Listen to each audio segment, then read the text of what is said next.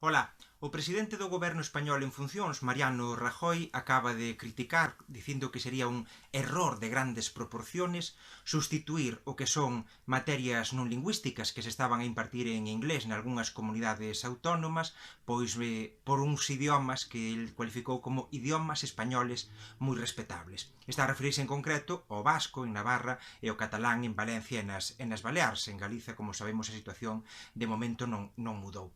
Para comezar, haberá que dicir que se son idiomas tan respetáveis, pois tamén deberían servir para poder impartir calquera materia do ensino, igual que serven o castelán ou o inglés, non? Por tanto, xa esa mesma expresión que utiliza Mariano Rajoy, pois habería que pola en corentena se lle facemos caso en completo ás súas palabras.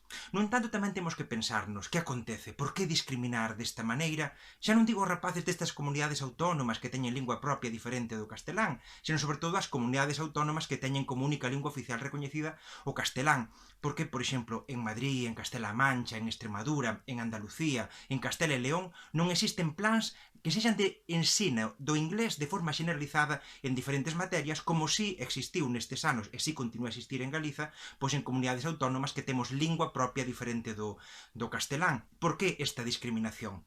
A resposta é evidente, pois porque en realidade ese proxecto de introducción do inglés non é para introducir o inglés. Todos os pedagogos, todas as pedagogas están de acordo que non serve para iso. O que acontece que é unha forma de introducir unha navallada contra estes idiomas que pretenden poder normalizarse, poder ter unha situación normal para todos os seus falantes nos territorios onde históricamente existiron e continúan a existir e aspiran a existir aínda con maior saúde e vitalidade. En fin, mas sobre todo teremos que facernos unha pregunta. Como pode ser que o presidente do goberno español en funcións, un señor que a pesar de que naceu en Galiza nunca pasan polas súas cordas vocais a lingua galega, un señor que só tatexa en catalán cando hai unha campaña electoral, a propósito, polo menos os cataláns poden escoitar Girona ou Lleida, non? Nós, no entanto, temos que escoitar continuamente por parte do señor Rajoy cousas como La Toja, Sanjenjo, Órdenes, Villa García de Arosa, etc. Non fala galego, fala catalán en contadas ocasións e ademais, recordémolo, non fala inglés. O único que sabe dicir en inglés é aquilo que lle soltou a Cameron. It's very difficult todo isto.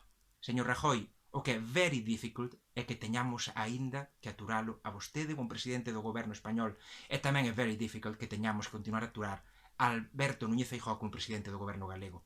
Corrixámolo.